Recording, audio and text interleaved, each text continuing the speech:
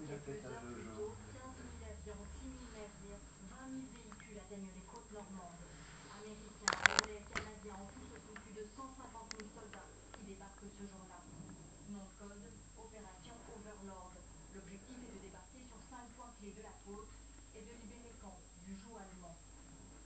Une des missions les plus périlleuses du jour J, neutraliser la batterie allemande disposée en haut d'une falaise escarpée, la pointe du Hoc. Aujourd'hui, les vestiges permettent d'imaginer la violence des combats. Les blockhaus sont toujours là.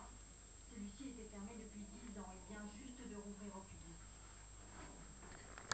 C'est calme aujourd'hui, ça contraste sans doute avec ce qui s'y est passé. Ce calme, mais bon. Autour de la batterie allemande, C'est ça que tu veux un que ça champ de reprendra. cratères devenu presque un terrain de golf. Comme partout ailleurs, le paysage normand reste profondément C'est pas ton marqué. pâté de foie. À un moment, les Britanniques préféraient une partie de ce qui était considéré à l'époque comme une prouesse technique. Les britanniques ont eu justement l'idée un petit peu farfelue mais aussi géniale de construire un port très détaché en Angleterre pour ensuite acheminer directement sur les futurs ports du débarquement.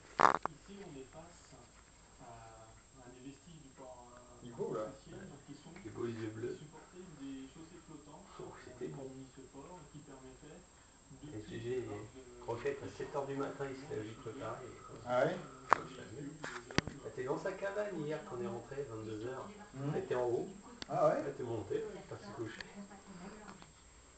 Celui est bon l'arrière là? Un ensemble complet. La ficelle, tu sais que ça marche encore plus que Robert.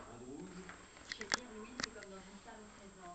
Des casques de soldats repêchés dans la Manche, des uniformes récupérés chez des vétérans, ou des objets trouvés dans les fermes avoisinantes. De sa maison, il a fait un musée. À 32 ans, c'est un passionné. Et quand il se promène, c'est toujours sur les traces de ses hommes. Ici, Oh, le une tonneau. soldats